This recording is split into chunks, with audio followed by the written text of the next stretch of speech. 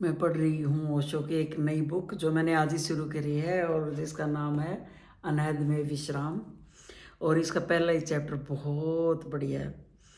इसमें ओशो ने बोला है कि घर से भागने वाले मेरी नज़र में कभी भी भक्त नहीं हो सकते।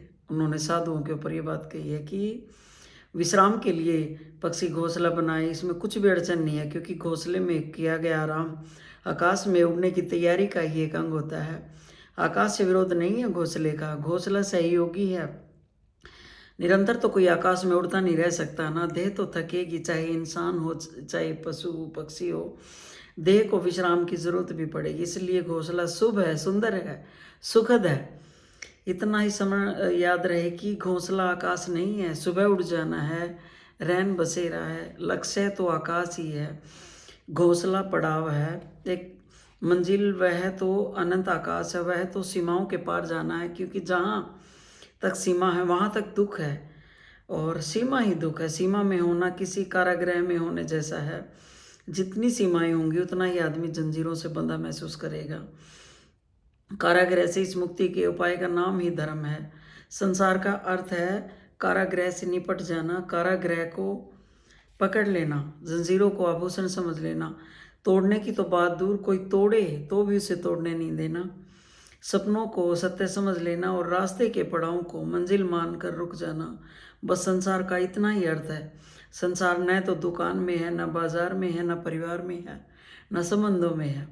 संसार है इस भ्रम में जो पड़ाव को मंजिल मान लेती है। संसार है इस अज्ञान में जो पल भर के आनंद विश्राम को परमानेंट अपना आवास बना लेते हैं। घोंसला बनाओ, जरूर बनाओ, सुंदर बनाओ, बहुत प्यारा बनाओ, तुम्हारे सर्जन की छाप हो उस पर, तुम्हारे व्यक्तित्व के हस्ताक्षर हो उस पर। फिर घोंसला हो कि झोपड़ी हो कि मकान हो कि महल हो, अपनी सारी सृजनात्मकता ऊर्जा उसमें उड़े लो। मगर एक बात कभी मत भूलना कि सतत एक ज्योति बोध की भीतर जलती रहे कि ये एक शराय है। आज नहीं कल, कल नहीं परसों इसे छोड़कर जाना है और जाना ही पड़ेगा। तो जिसे छोड़कर जाना है उसे पकड़ना ही क्यों है।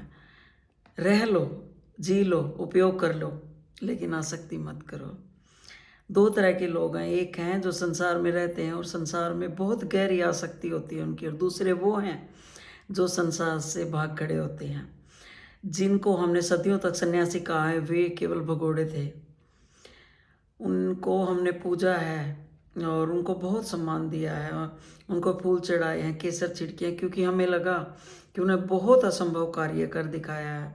हमसे तो छूटता नहीं था ये संसार, तो इन्होंने छोड़ दिया तो बहुत महान काम किया है। लेकिन मैं आपको एक बात बताऊं कि छूटता तो उनसे भी नहीं था, असल में कभी पकड़ा ना जाए इस डर से वो भाग खड़े हुए थे। छूटने में और छोड़ने में बहुत फर्क है। छूटना तो एक अपने बोध की प्रक्रिया है, वह तो सम्यक जागरण है, वो सहज उत्पन्न होता है। उसी के ऊपर उन्होंने एक बहुत सुंदर कहानी कही है। वो सो हर चीज़ कहानी के हिसाब से समझाते हैं, बहुत सुंदर है उनकी ये चीज़ मन लगा है। तो इसके ऊपर वो कहते हैं कि दो फकीर एक जंगल में यात्रा करते थे, गुरु और शिष्य। गुरु बूढ़ा था और शिष्य जवान था। युवा शिष्य बहुत हैरान था। हैरान इसलिए था कि उस दिन उसे अपने गुरु में कुछ ऐसी बात देखी थी जो उसने पहले कभी नहीं देखी थी।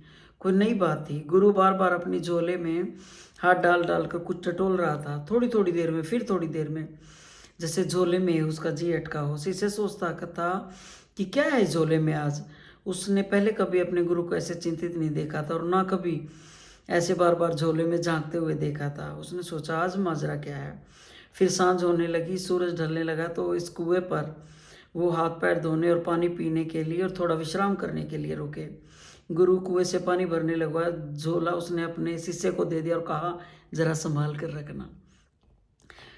तो ऐसा उसने कभी भी नहीं कहा था, झोला यूं ही रख देता और ना जाने कितनी जगह वो ऐसे रुके थे और कितने कुओं पर उन्होंने पानी पिया था। लेकिन आज बात क्या है, उसको उत्सुकता जगी। जब गुरु पानी भरने लगा तो शिष्य ने झांक कर झोले में देख लिया तो सोने की एक ईंट उस झोले में थी। सब राज खुल गया था।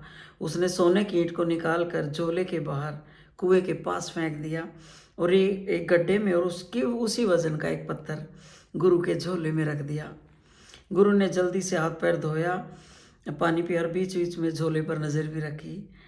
और एक बार एक दो बार शिष्य को चेताया भी कि झोले का ध्यान रखना। तो शिष्य हंसा, उसने भी कहा हाँ पूरा ख्याल है, आप बिल्कुल बेफिक्र रहे, चिंता की कोई बात नहीं। जैसे ही वो आगे बढ़े तो गुरु ने शिष्य से जल्दी से झोला ले लिया। अक्सर तो ये होता था कि झोला शिष्य ही ढोता था, आज गुरु शिष्य पर झोले का बोझ डालने को राजी नहीं था। जल्दी से झोला अपने कंधे पर ले लिया, बाहर से ही टटोल कर देख लिया कि वजन तो पूरा है, इसका मतलब ईंट भीतर है, तो निश्चिंत होकर चलने लगा। फिर बार बार कहने लगा, रात हुई जाती है, दूर किसी गांव का टिमटिमाता दिया भी नहीं दिखाई पड़ता, जंगल है, अंधेरा है, अमावस है, चोर लफंगे लुटेरे, कभी भी कोई दुर्घटना घट सकती है। जब भी गुरु यह कहे शिष्य हंसे। आखिर गुरु ने 2 मील चलने के बाद पूछा कि तू हंसता क्यों है? शिष्य ने कहा, मैं इसलिए हंसता हूँ कि अब आप बिल्कुल निश्चिंत हो जाए, आपकी चिंता का कारण मैं कुएं के पास ही फेंक आया हूँ। तब घबरा कर गुरु ने झोले में हाथ डाला, देखा तो पत्थर था, सोने की ईंट तो जा चुकी थी। पल भर को तो उसको सदमा लगा और सांस ठहर गई उसकी। लेकिन फिर उसे बोध ये हुआ कि 2 मील तक झोले में तो पत्थर था, लेकिन मैं तो यूं ही मानकर चलता रहा कि सोने की ईंट है, तो उससे भी मोह बना रहा मेरा। जिंदगी भर हम ये मानकर चलते रहते कि सोने की ईंट है तो मोह बना रहता है। मोह ईंट में नहीं था, मोह इंसान की भ्रांति में था। मोह ईंट में होता तो इन 2 मीलों तक मोह के होने का कोई कारण न था, चिंता की कोई वजह न थी। मेरी आसक्ति मेरे भीतर थी, बाहर की ईंट में नहीं थी। जिंदगी भर भी आसक्त रह सकता था अगर यह भ्रांति बनी रहती कि ईंट सोने की है। और वो एकदम से टूट गई जैसे ही जाना कि वो एक ईंट है। झोला वहीं गिरा दिया और खिलखिलाकर हंसा और वहीं बैठ गया। कहा, अब कहाँ जाना है? अब कोई गांव वगैरह खोजने की कोई ज़रूरत नहीं है, वैसे बहुत थके, अब आज रात इसी वृक्ष के नीचे सोएंगे। शिष्य ने कहा, अंधेरा है, अमावस है, चोर है, लफंगे लुटेरे आ सकते हैं। गुरु ने कहा, रहने दे, अब इस बात से कोई फर्क नहीं पड़ता। अब अपने पास ईंट तो है नहीं, अपने पास सोना तो है नहीं, तो लूटने वाला भी क्या होगा। इसे मैं छूटना कहता हूँ, छोड़ा नहीं, छूटा। एक बहुत जगह एक समझ गहरी हुई, एक बात साफ हो गई कि सब उपद्रव इंसान के भीतर है, बाहर नहीं है। बाहर तो सिर्फ बहाने हैं, खूंटियाँ हैं जिन पर हम अपने भीतर के उपद्रव टांग देते हैं। फिर धन हो, पद हो, प्रतिष्ठा हो, परिवार हो, प्रियजन हो, मित्र हो, हमारा शरीर हो, मन हो, कोई भी बहाना काम दे देगा। लेकिन अगर भीतर टांगने को ही कुछ न बचे तो फिर सब बहाने बाहर रह जाएंगे, क्या फ़र्क पड़ता है। फिर बाजार में बैठो कि मार्केट में बैठो, सब बराबर है। वे जो भगोड़े हैं उनसे संसार छूटा नहीं है, उन्होंने छोड़ा है। और दोनों शब्दों में उतना ही भेद है जितना जमीन और आसमान में। छूटना तो बोध से होता है और छोड़ना भय से होता है।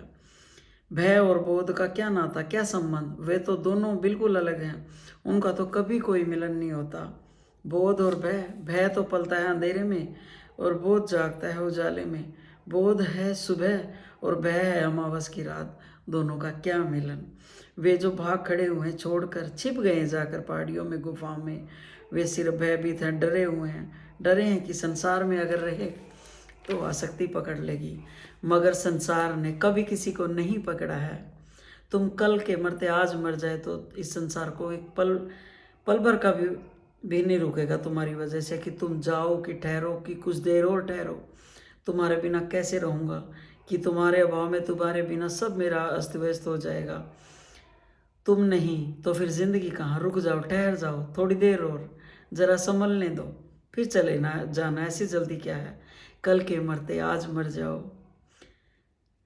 संसार को क्या पड़ी है, कुछ अंतर नहीं पड़ता। कितने लोग आए, कितने लोग गए, कितने लोग आते हैं, कितने लोग जाते रहे हैं, कितने लोग आते रहेंगे, जाते रहेंगे। संसार अपनी जगह है, संसार तुम्हें नहीं पकड़ता, तुमने संसार को पकड़ रखा है। इसलिए छोड़कर कहाँ भाग रहे हो? अगर पकड़ने की आदत तुम्हारी है तो तुम्हारे साथ चली जाएगी, उसे कैसे छोड़ोगे? वह तो भीतर है। तो हो सकता है महल छोड़ दो, झोपड़ी पकड़ लोगे, सिंहासन छोड़ दो, लंगोटी पकड़ लोगे, तिजोरियां छोड़ दो, भिक्षा पात्र पकड़ लोगे, राज्य छोड़ दो, कुछ अंतर ना पड़ेगा। एक वृक्ष के नीचे बैठ जाओगे, उस पर अपना कब्जा कर लोगे कि यह मेरा वृक्ष है, इसके नीचे और कोई अड्डा ना जमाए, किसी और की धुनी ना लगे। पकड़ोगे तुम ज़रूर, क्योंकि पकड़ कहीं यूं ही जाती है, पकड़ तो केवल समझ से ही जाती है। बहुत गहरी बात, कमाल।